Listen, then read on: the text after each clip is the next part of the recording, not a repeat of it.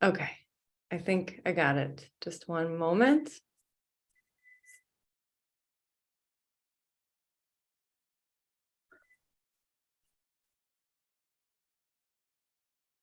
And here we are. Okay. Yay. Okay. I think I got it. Just one moment.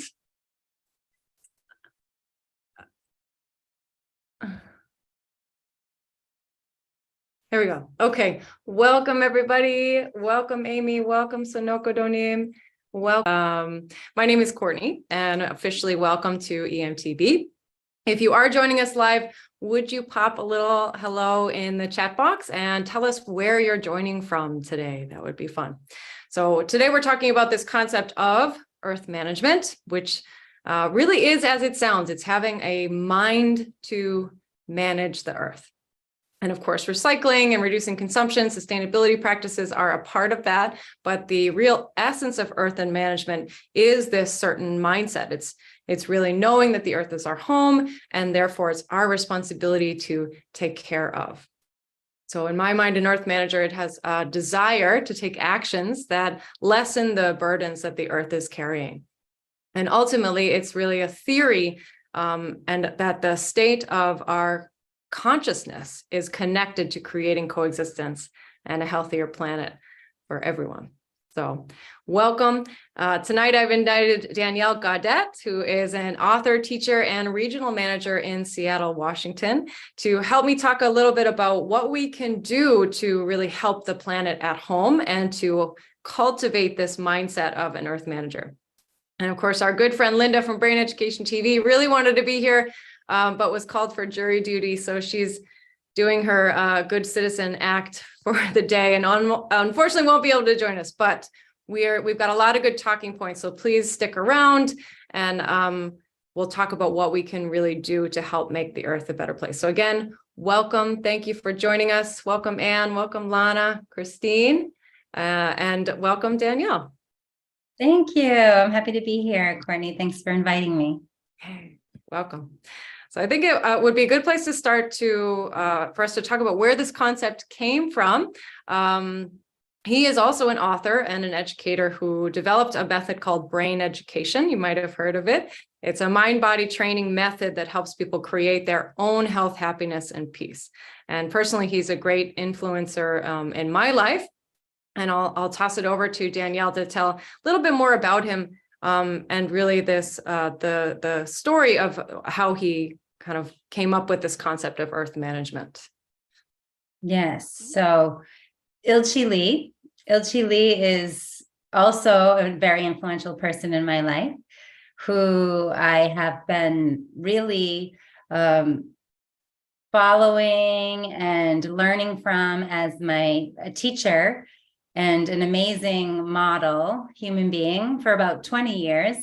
And yeah, this all started with his own personal story and his enlightenment story. So not to go into it too much, there's many, many books and places to read more about him, but he struggled a lot in life and he wasn't happy and he struggled in school with ADHD and he felt he couldn't find the meaning. He couldn't find the meaning in life. So he was really searching for that. And then he came to a time where he did a lot of martial arts and he really decided, I just need to know the answer to who am I and what is the purpose of my life. And so he did this huge meditation. He went to a mountain and he spent 21 days there. And ultimately he had an enlightenment experience where he discovered, who I am is part of the cosmos. My energy is the same energy as cosmic energy, and I'm connected as one with all things. But then he continued on his meditation to ask, well, what do I need to do with this enlightenment? Like, okay, so I found this answer, and what am I supposed to do now? So he spent more time on the mountain before coming down. And it was during that time where he was meditating very deeply, where he describes himself as sort of seeing a vision. A vision came so clearly to him in his meditation of two earths. And one earth was a beautiful, harmonious, flourishing earth, world, humanity. And the other earth, of course, was not that. It was just being destroyed. It was just in every way had fallen into darkness and was under destruction. And the answer that he sort of received was like, your mission is you choose which one you want to see, and then you give your everything for your choice, because that is the power of human beings, that what we choose, we can make it happen. So whatever you choose, you pour your heart and soul to make that choice happen. And of course, he chose the flourishing earth. And then he came down from the mountain. And what he really realized was this all happened because in my brain, because if I have a brain, I was able to realize who I am and see this possibility and understand the human potential and the power of choice that we have. And I need to just let people awaken that inside of them, starting with their own body and their own mind and their own energy system and their own spirit. So he decided to develop what we now know as brain education, to that end of just the beginning of helping human beings connecting with their bodies, their brains, so that they could develop this sense of how important they are and their role, that it's humanity together who will make that flourishing earth. But this is something we need to realize inside of ourselves. Yeah. And I think that's an important point that you're touching on, that this is a sense or a feeling or I hope a desire that everybody has to choose that flourishing earth. And we all have that ability to become enlightened, or that ability to feel peaceful. It's just not always available to us to access it. So I wanted to talk just a little bit about that too. If we are already enlightened beings and we all have this kind of powerful manifestation power, what gets in the way of us like losing that sense or that feeling? I mean, I think there's so many things, because actually I heard this. I also heard Ilchi Lee said this once long ago. He said, I thought this earth that I saw would be able to be manifested in just maybe 3 years maximum time, because he felt the possibility so strongly. And then he said, but then I realized I had forgotten in my own enlightenment that human beings have egos. So it's really the ego, which is also very much part of us. And it's not bad. It's part of being alive, that we have this system that, is egocentric and focuses on ourselves and gets consumed by our hurts and our pains and our memories and our emotions, and consumed by our thoughts and our roles and responsibilities and relationships. And we just lose sight of the bigger picture.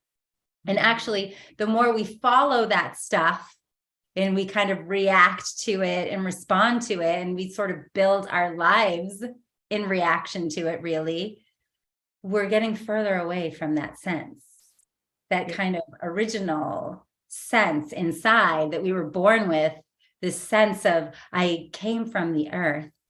I'm completely connected to the earth and the cosmos. So it's like, it's not that there's some people who have the sense and some people who don't, but it just got buried and went to sleep, really, in all of our busyness. And then, just further and further away with all the pollutants of the, light pollution, air pollution, water pollution. Like, we're just further and further and further away from that true nature, and more consumed with power and greed and all the things that the society sort of pulls on us. So we just got far away from it. We lost it. So, but it's in our hands. Like, it's very easy to wake it back up again. It's just a matter of deciding to do that and recognizing that doing that is not only good for my health and my happiness, but it's actually truly good for the health and peace of the earth. Right.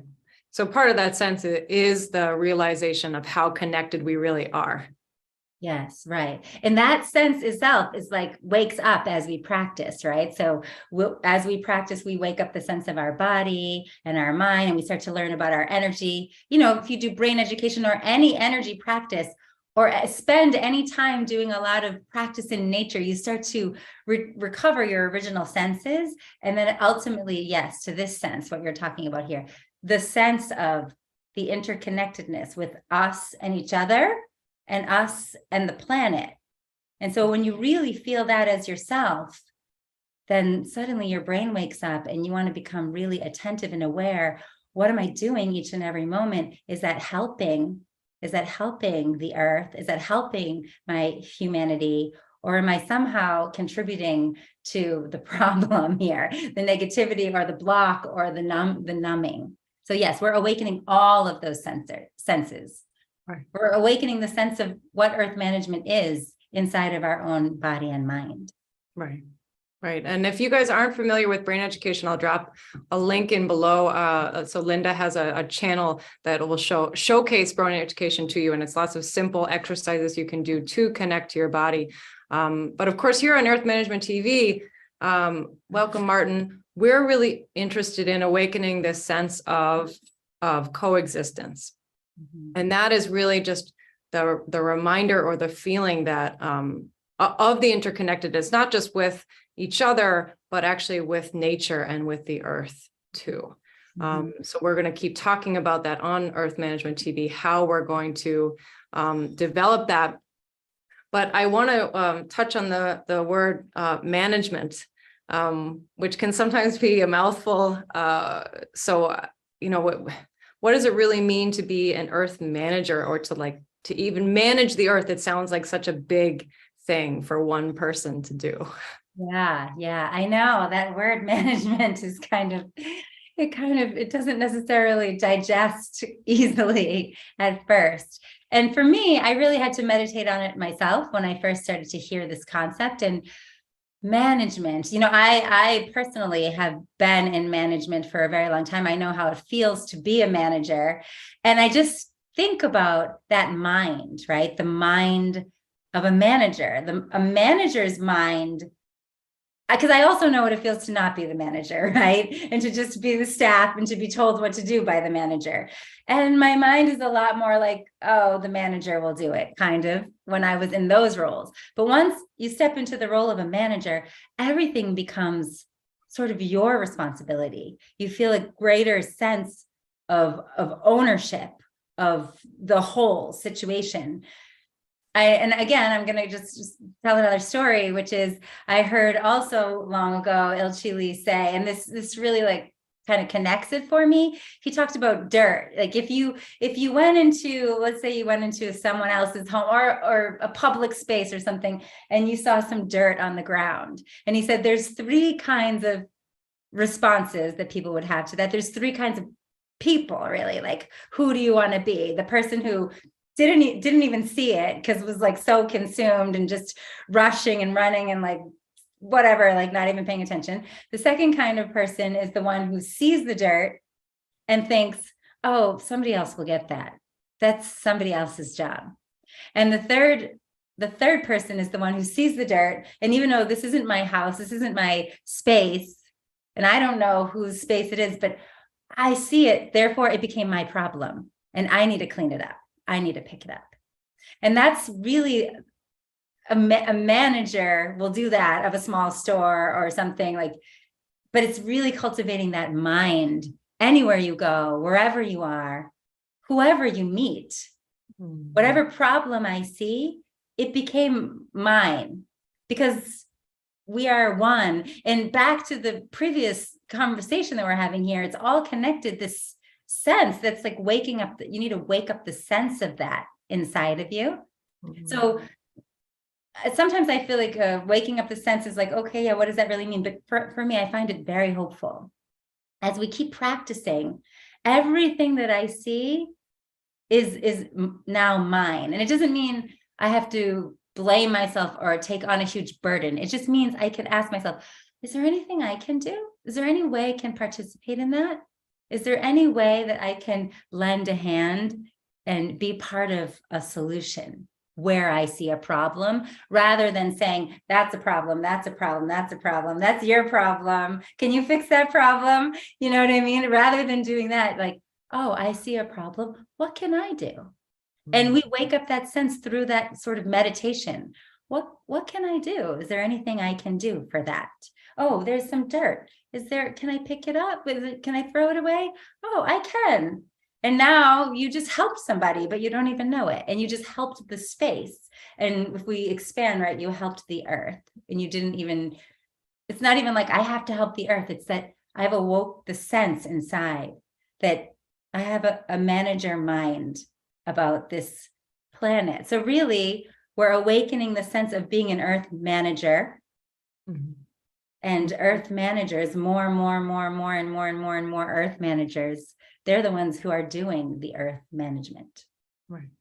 Right. Can we imagine, like, if more people had that kind of mind to help, even though they didn't make the mess, they're cleaning it up. Yeah.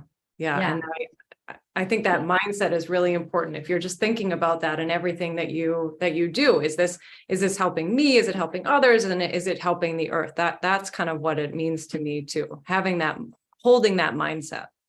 That's right. And I feel like that's why Ilchi Lee started talking about earth management, because it just moves things forward a lot faster. The more people who have that mindset, that mind, that consciousness, right? If we're going to talk about consciousness, even a little, just it's a consciousness that awakes inside of us. And suddenly it becomes natural, secondhand, to want to live and be that person on the earth when you feel your own importance here. Right. Yeah. And you feel how connected we are. Yeah. And how much our actions affect each other in the earth. Yeah. Mm-hmm. Is what we're talking about making sense so far? Would you guys pop a little something in the chat, or we'd be happy to take any questions from you guys too.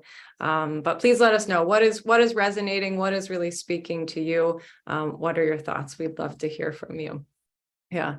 So I think that's the general idea is really connecting people back to this mind that really wants to take care of the earth. And then we know one person alone taking action can't do that much, but the collection of a lot of people's smaller actions that are going to build over time collectively will be able to make a change. So if you saw my video last week, we can really work towards creating a critical mass of people who are consistently taking actions, not just towards the environment, but also caring deeply for themselves and others, and not just their family, but even people they don't know. That kind of mind really helping to take care of the planet in all aspects. Right. So I know that still sounds like a really tall order. I don't know if Danielle, you can make it any simpler for like what people can do to start to be an earth manager, to start to kind of move towards this. So yeah, actually, I know it can feel so big, right? And so far, and also it can feel like kind of pressure or stress, like, isn't life hard enough? And now I have to help the whole earth. Like I have to do this. But I really feel, I remember someone asking me that once, like, do you really think that what you do is going to make any difference? You really want to put so much energy into it? And what I realized when I was asked that question is that, at the end of the day, it's really about, I just feel in my heart that is what makes me happy to do. Like awakening this sense made me feel that's just what feels like the most joyful way to live, to cultivate myself as that person. So I think we also need to take something big like earth management and really zoom in and be like, well, how is this good for me day to day? And actually, as you keep connecting, so to your question, there's so many things you can do. You can just start by connecting to your own self, your body, your heart, asking questions like, what is good? What can I do for good today, for the earth, for nature? And then I'm also nature. So it can start with me. I need to take care of my body well. I need to take care of my mind well, meditation, better eating. And then it just very naturally expands from our heart. It's like once it starts flowing, it can't be stopped because we feel the interconnectedness. So then it's like, well, what can I do today for making my heart happy? And that might be doing something kind for another human. That might be doing something kind for the earth, whether it's, I don't know, picking up garbage or finding more ways to reduce your plastic consumption. It's kind of, this is a concept of ongoing, day by day. It doesn't have to, if it's too big, we all just lie down and feel overwhelmed, right? But day by day, what is one thing I could do today to contribute to the good, the betterment of humanity and the earth? That could even be something good for me. It could be good for my family. It could be good for my neighbor. It could be good for, the park down the street. There's always something. There's so many things to be done. So I think it's really about bringing it close to your own heart, having a lot of time to just feel yourself and awaken the sense inside of you. If you didn't awaken the sense inside of you, it can sound really stressful. But if you joyfully just keep connecting to the nature that you are and awaken that sense, then the next step naturally becomes, well, what can I do today? What is one action I can take? What is one choice I can make? And that's very bite-sized. It doesn't have to be go save the world today. It's just a small thing. And again, if many earth managers are taking actions like that, imagine what kind of changes we would see. I mean, I think we can all imagine it. And then I also think it makes all of us so happy to imagine it and feel hope and peace immediately, just to imagine a world that had like a critical mass of people living like that and asking that question every day when they go out of their house. Yeah. I think that's the key point, is maybe getting in the habit of asking that question. And just by doing that, you might find your actions just changing, subtly.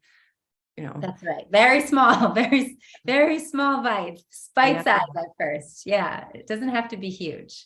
Right. Yeah. As an anxious person, I'm thinking about like helping somebody on the street might be challenging for me because I'd have to have an extra interaction that I'm not planning for.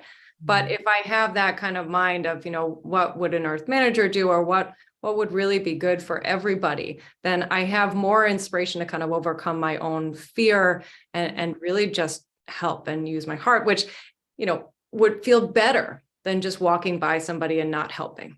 That's right. Yeah, that's right. To see the big picture like that, sometimes it just dissolves some of our small problems and it brings that heart out of us. So it's like we're taking care of ourselves with that big picture in mind.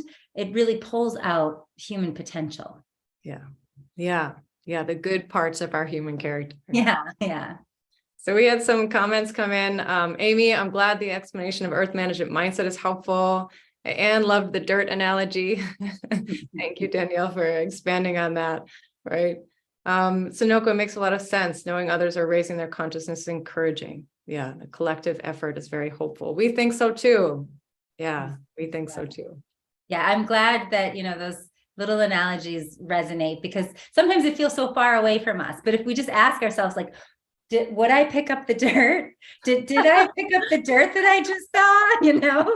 And then we check ourselves, and then we get to cultivate ourselves each moment. And that process also is joyful. So this should be a win-win, this earth management concept. It's good for the earth, but it's also joyful for us to cultivate ourselves that way. And as you said, you feel happier when you stopped and helped the person.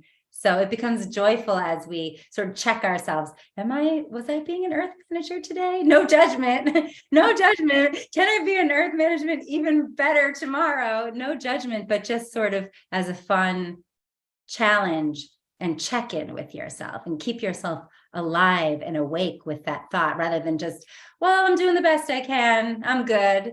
But constantly, day by day, what is something I can do? How was I today? Can I do better tomorrow? Like that. And I'm so glad you said that. This is not to make us judge ourselves, right? It's just to keep checking, what do I want to do? And it's for my own satisfaction and my own fulfillment. too, to keep checking that, and also not giving myself a hard time if I, didn't do it today, but just keep trying. Just keep trying. Right. That's right. Yeah. Okay. So I think we're starting to wrap up. I think in general, this earth management mindset can help us reflect how can I act in ways that can really help the earth, knowing that even our thoughts and words can make the world a brighter place, the way we interact with people. And we really hope that earth management can help us shift our awareness to really embrace more of everybody and everything, and including nature, and really creating coexistence between humanity and nature. So we're so happy that we got to spend this time with you guys today. Please stay tuned for Earth Management TV, because we're going to keep bringing you some healing nature meditations. We're going to keep these conscious conversations going. We're going to throw out some sustainability tips too, and some hopeful mantras. So some of those bite-sized small actions you can take to help take care of the earth. So please stay tuned for that. If you're not already, please subscribe to the channel. Please like. And then, of course, if Danielle's book, I will drop a link for in the description as well. She's very good at metaphors, actually, if you work with her a lot. She's got a lot of great metaphors to help digest and process.